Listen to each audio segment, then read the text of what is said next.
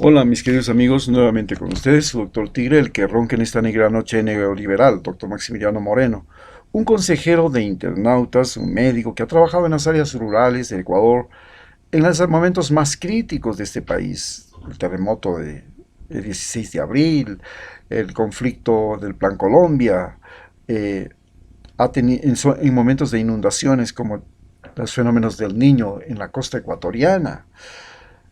Eh, y en estos, y a partir de esta experiencia de trabajar en el campo y de saber que el campo ha sido y también la ciudad, porque he trabajado en Quito, y saber que lo que es trabajar en la ciudad y lo que es trabajar en el campo y poder comparar lo que es trabajar en la costa, en la sierra, en la Amazonía, en las ciudades y en el campo, ha sido mi mejor instructor.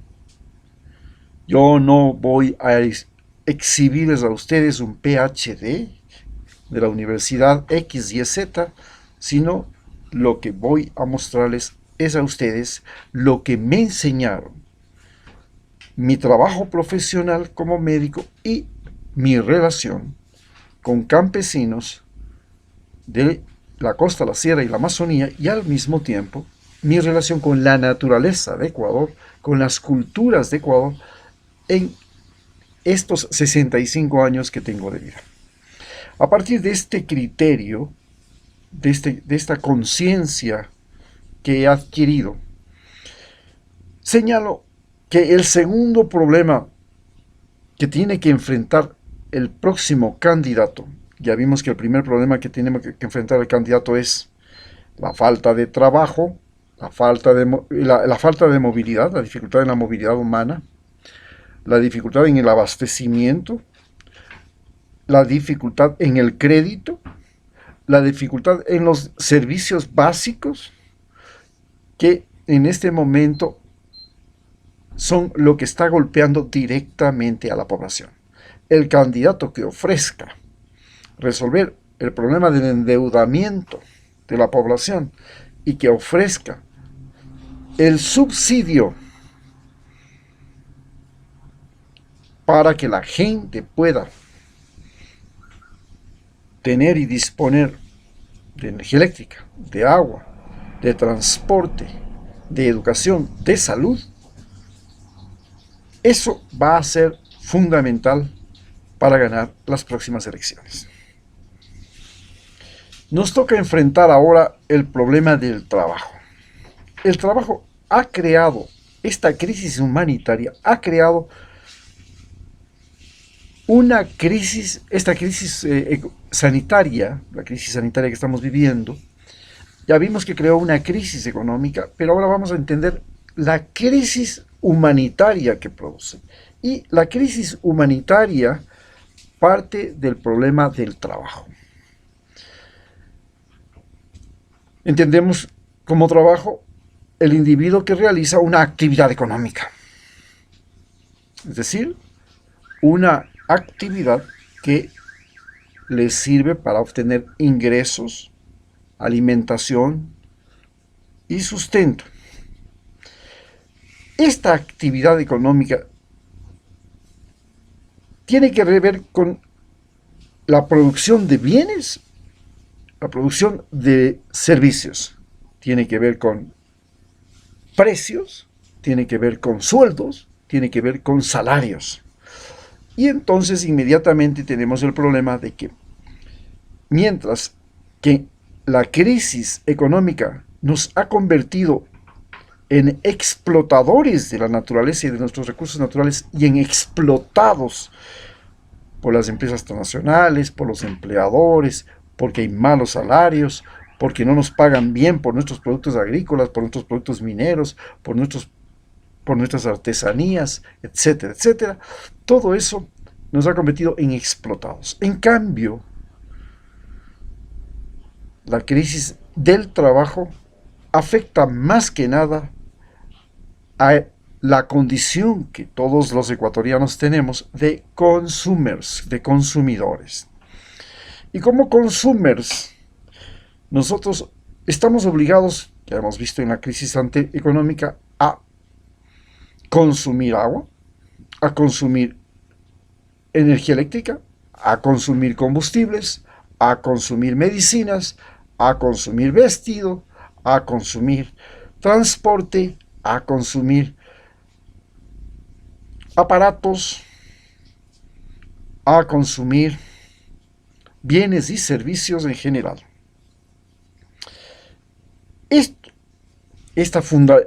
Esta condición de consumidor parte del hecho de que todos dejamos de ser explotados y explotadores solamente, sino que además de explotados y explotadores pasamos a ser consumidores. Y el consumidor tiene una característica que lo identifica: es un deudor. Pero, ¿usted qué es? ¿Puede ser usted deudor? Pues de la pensión de la escuela de los niños, del seguro, de la electricidad, del agua, de la renta, del préstamo. Usted es un deudor. Y eso es lo que le convierte a usted en consumer. Un consumer es un deudor. Y mientras que la crisis económica lo que nos produce se llaman los pobres reales. Es decir, aquellos que no tienen para comer, para vestirse, para curarse, dónde vivir.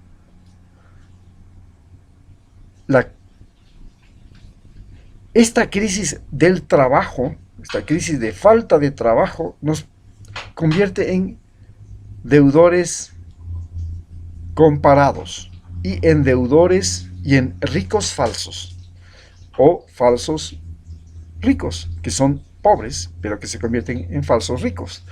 ¿Quiénes son los deudores comparados? Aquellos que no tienen lo que tiene el vecino. Y entonces son los pobres comparados. Ellos nunca van a salir de la pobreza porque siempre van a querer tener lo que tiene el vecino.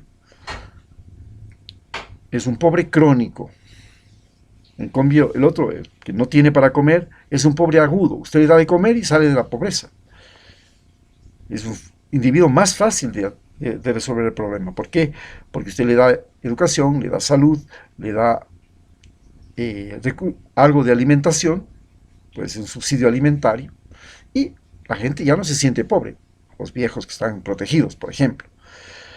Pero no pasa lo mismo con el que es consumer y es el pobre permanente. Y el pobre permanente es este individuo que siempre se compara con el otro, que quiere tener más, y que fue el que nos llevó a la crisis económica que tenemos ahora, a la crisis moral que tenemos ahora, junto con el falso rico, porque ellos aspiran a ser nuevos ricos.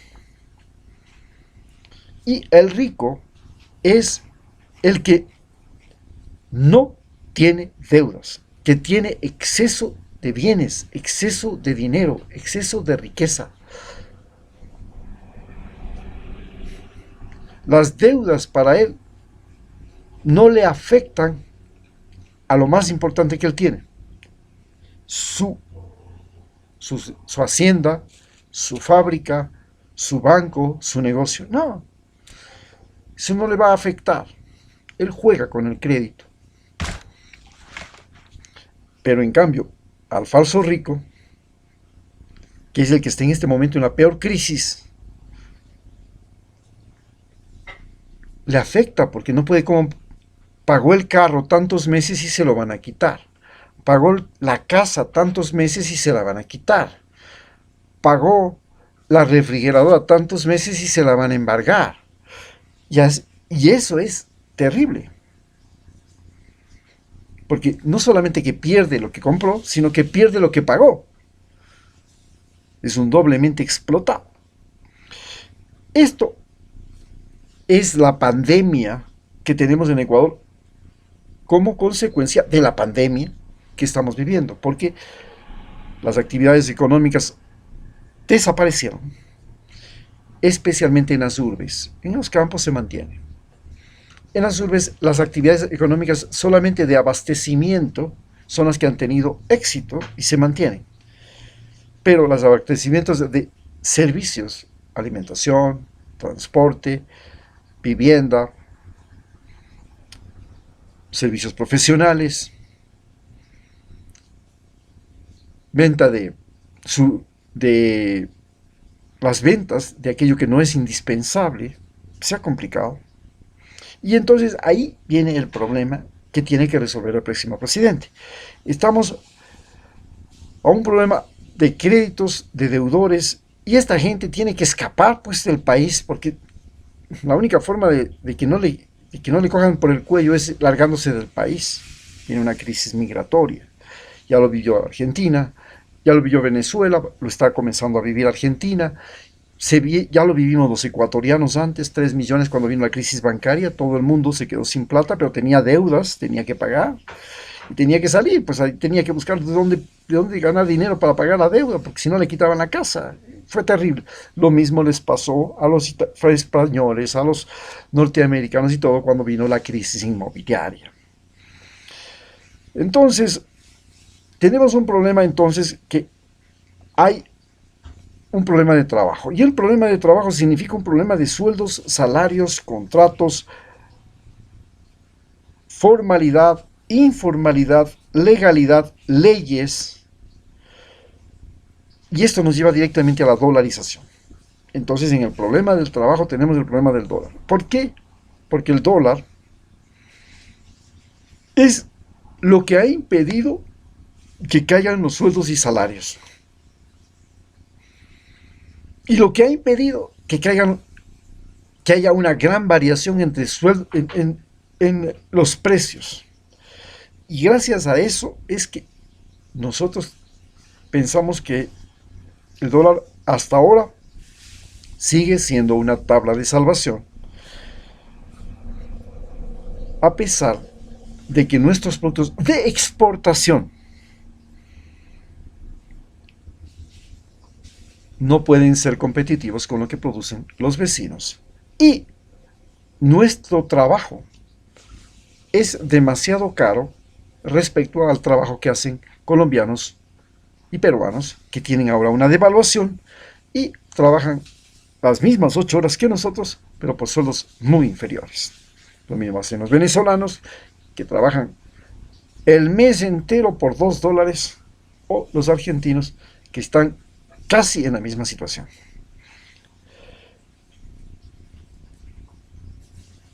La falta de trabajo, por supuesto, desencadena en informalidades. Todo el mundo se vuelve vendedor. Ya no tiene un lugar para vender, ya no tiene un lugar para vivir, sino que tiene que buscar por dónde. Se hace comerciante, se hace itinerante, sale por las calles, busca las provincias, se va por aquí. Y es el primer paso hacia convertirse en ilegal. ¿Qué es un ilegal? Es un individuo que viaja a los Estados Unidos y se pasa por bajo se pasa por la galleta, como se dice, el muro de Trump y la Guardia Costera. Y llega a Estados Unidos, o llega a Italia, o llega a Francia. Esos son los ilegales, que nosotros llamamos emigrantes. Muchos de ellos logran ser reconocidos en esos países, ser aceptados, otros no. Tienen una patita afuera y se mueven por la sombrita. Pero ellos son los que nos mandan las remesas. Y eso obliga a pensar seriamente en otro problema. Tenemos el problema de que el Estado no tiene ingresos económicos. ¿De dónde vienen los ingresos económicos del Estado? Los ingresos económicos del Estado vienen esencialmente desde la época de la chispa, desde la época de Roma, de los impuestos. ¿Y a quiénes ponen impuestos? Desde la época de Roma hasta la fecha, los impuestos son para los más pobres, porque ellos son más numerosos.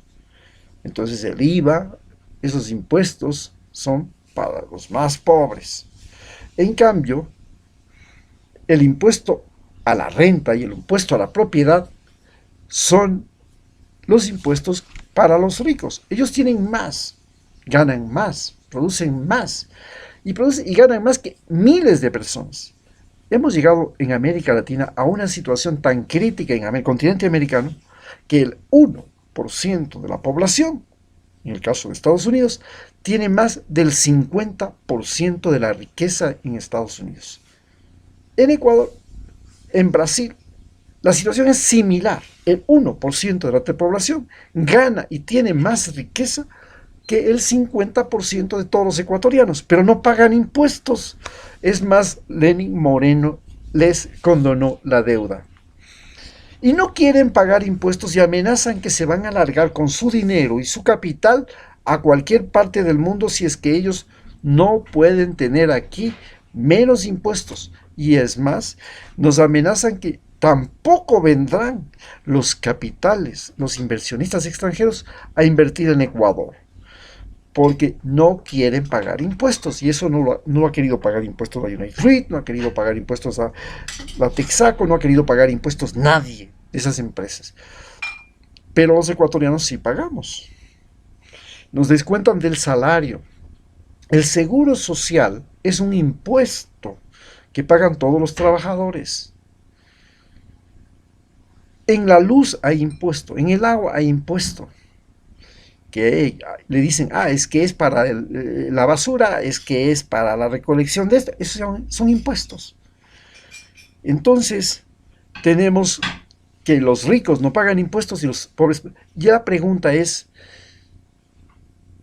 el candidato que quiere ganar las próximas elecciones, pues tiene que decir, señores, en mi gobierno, los ricos van a pagar impuestos y los sueldos no van a decaer y las leyes laborales seguirán protegiendo al trabajador, no al empresario. Y con eso debe ser la otra fase fundamental y fuente fundamental de la propuesta del gobierno, del que quiere ser presidente. Muchas gracias.